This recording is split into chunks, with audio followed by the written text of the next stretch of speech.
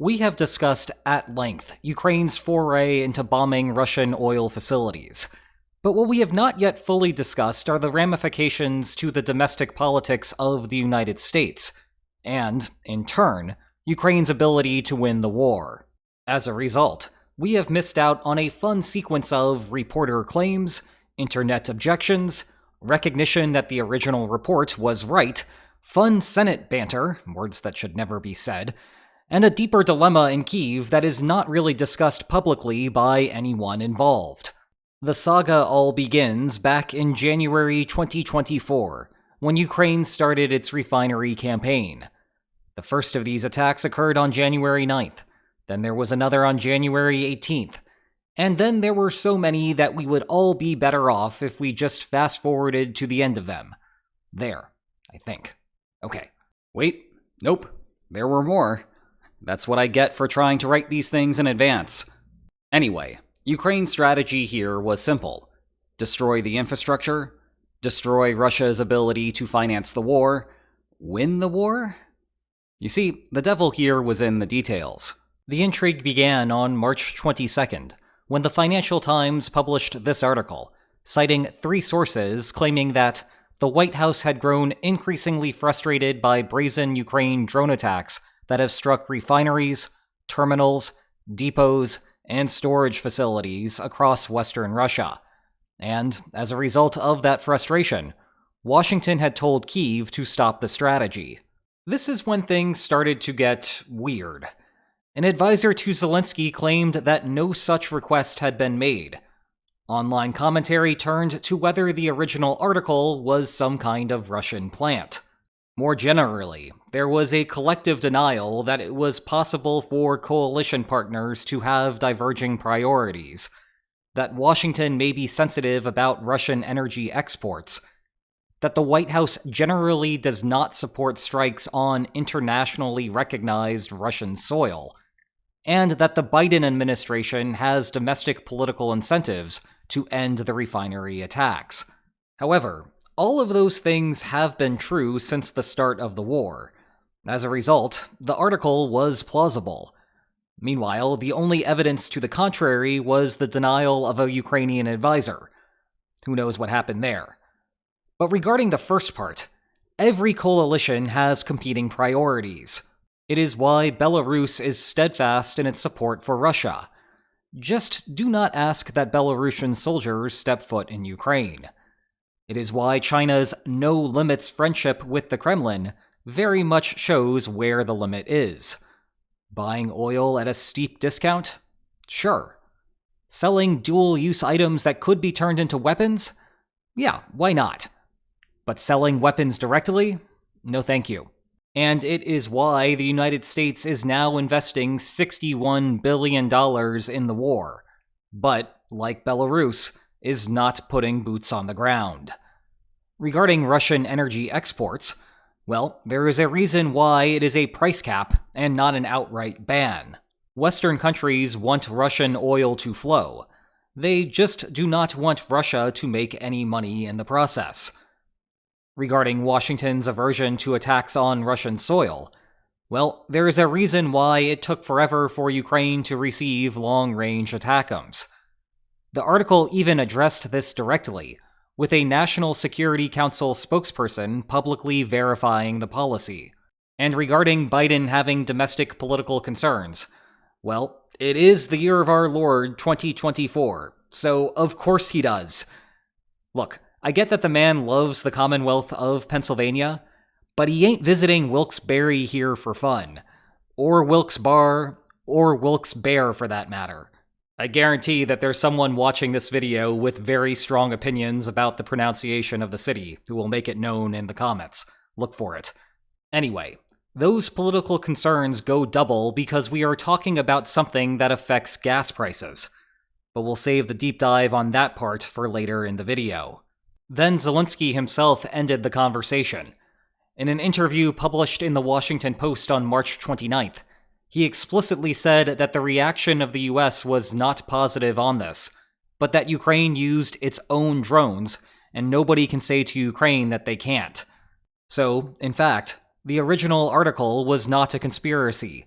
The United States had indeed lodged a complaint, because that is the reality of oil politics. Then the Washington Post released more specific details on April 15th. It turned out that the first request came a full 2 months earlier. The source was Vice President Kamala Harris, who met privately with Zelensky at the Munich Security Conference. Then the United States reiterated this position on March 20th, when National Security Advisor Jake Sullivan traveled to Kyiv. However, Ukraine brushed off the warnings. All of these attacks occurred after the conversation with Harris, and all of these occurred after Ukraine's conversation with Sullivan, including these bonus ones from May. The warnings came at a time when the United States' aid bill was not going anywhere, so Washington had little leverage, though Ukraine continued the attacks, even in the immediate aftermath of the bill's passing. This helps answer a question that we had when the oil strikes first began, whether Kyiv was using them as leverage against Washington. The preliminary answer is apparently a no. Of course, the Biden administration did not view the policy in the same way that it was being discussed publicly. The argument there was twofold. The military dimension was publicly articulated by Secretary of Defense Lloyd Austin. On April 9th, Austin appeared in front of the Senate Armed Services Committee to discuss the next year's defense budget. Asked by Arkansas Senator Tom Cotton, why is the Biden administration discouraging Ukraine from undertaking some of the most effective attacks on Russia's war-making capabilities? Austin responded, I think Ukraine is better served going after tactical and operational targets that can directly influence the current fight. Basically, Ukraine has a limited number of attack drones. Broadly speaking, Kyiv could use them to target oil refineries or Russian arms production. The former category of energy infrastructure is a roundabout solution to ending the war. It involves financially constraining the Kremlin, and thereby forcing tough choices between squeezing the Russian economy further or leaving Ukraine. The latter category is militarily direct. The fewer tanks that Russia has, the less effective Russia will be at controlling the front lines. Thus, the Kremlin cannot push as far. Obviously, there is some bleed between the two. Tanks need oil products to run, and hitting tank factories inside of Russia still creates trepidation among the Russian population. Regardless, Austin's position was that U.S. intelligence indicates that hitting military production would be better than hitting energy infrastructure. This, of course, is not the first time that there has been disagreement between the United States and Ukraine about the best strategy, with the debate between a broad push against the front line versus a single-point offensive in the summer of 2023 being the most prominent. Of course, we are not privy to exactly what that intelligence looks like, so I will refrain from adjudicating which is correct.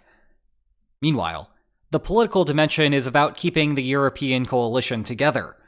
We will talk more about the US economy in a moment, but for all the consternation about inflation stateside, America has been the economic envy of the world recently.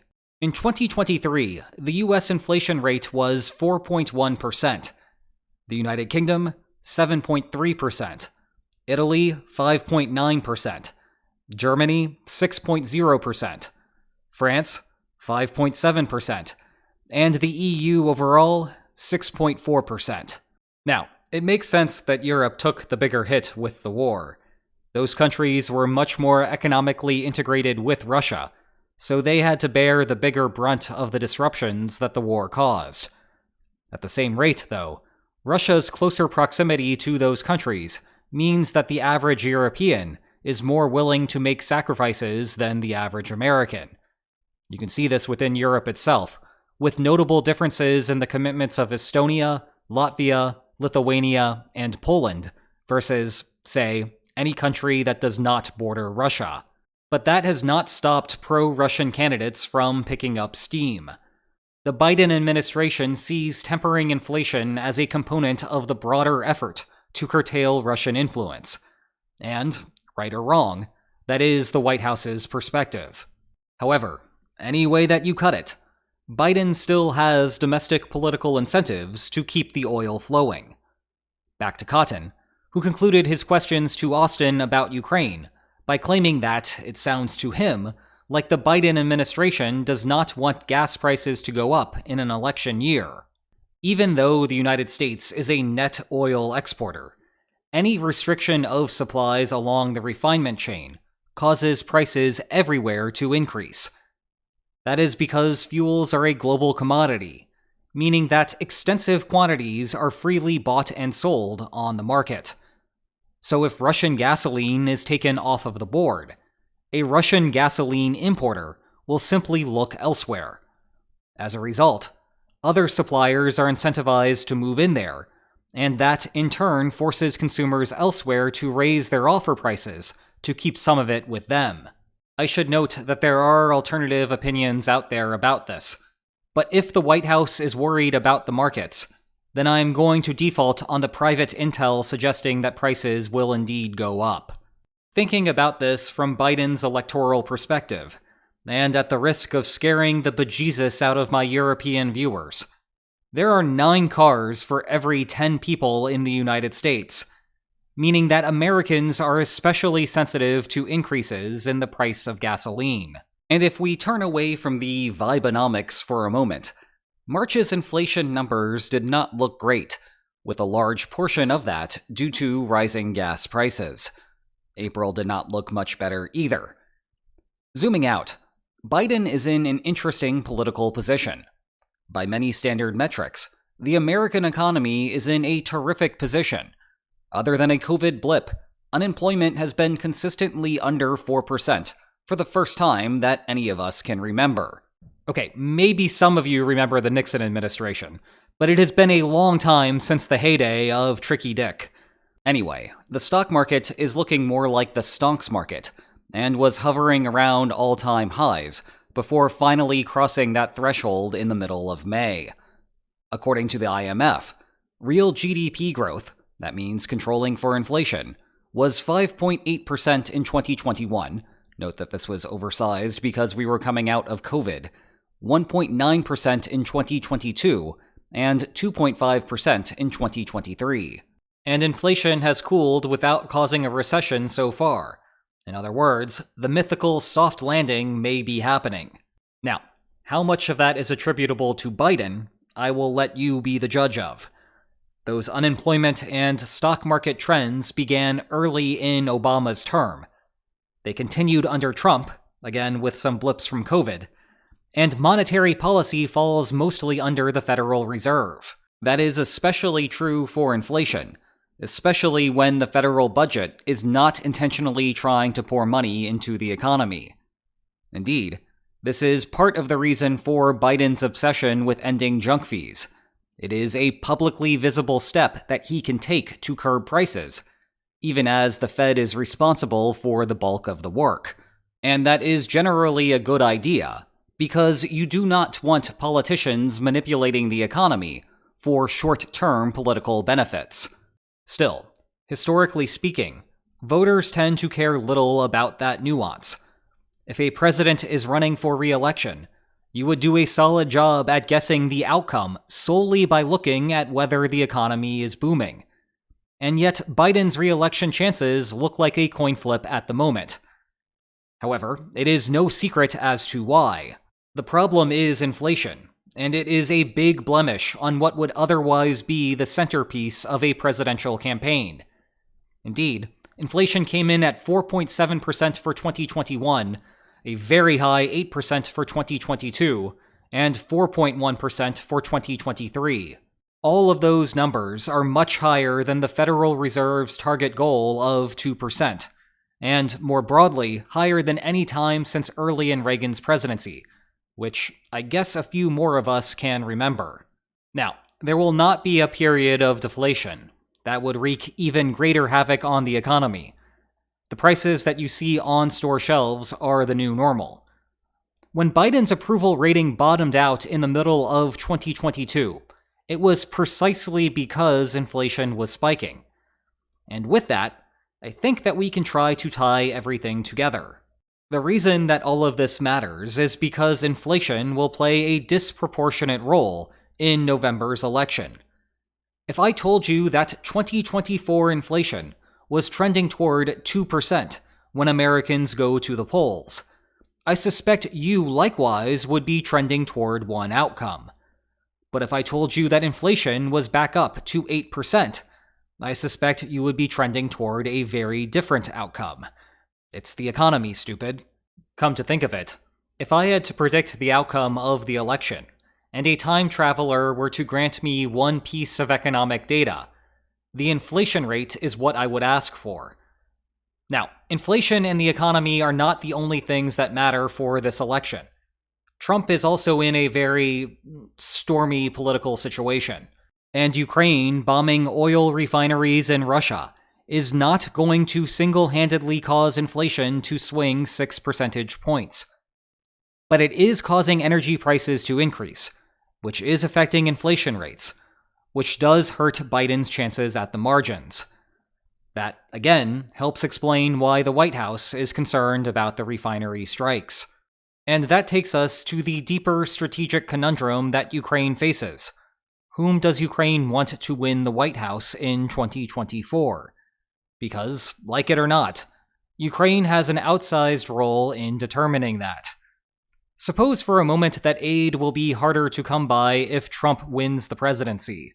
We have examined before why that is not obviously true, so if you are skeptical of that assumption, you can consult this video instead. And it is always worth mentioning that the first president to provide lethal aid to Ukraine was Trump, not Obama. Regardless, Ukraine is also playing coy on the subject, a sensible decision given that Kyiv does not want to burn bridges with Trump. But let's just go with it for a second. Then attacking refineries is not just a cost-benefit calculation on what it does for the stability of the Kremlin. It is also how much it affects the outcome of US presidential politics. If it is minimal, then fire away. If the difference between Ukraine's outcomes under Trump versus Biden is small, then again, fire away. But if those inflation rates are looking pivotal, and Trump versus Biden matters a great deal, well, then Ukraine and Biden's fates are perversely tied together, at least until November 6th. At that point, Ukraine can go crazy without concern about American consumers. Speaking of consumerism, whether you are American or not, perhaps consider picking up a copy of one of my books on the war. Check the video description for more information about them. And if you enjoyed this video, please like, share, and subscribe. And I will see you next time. Take care.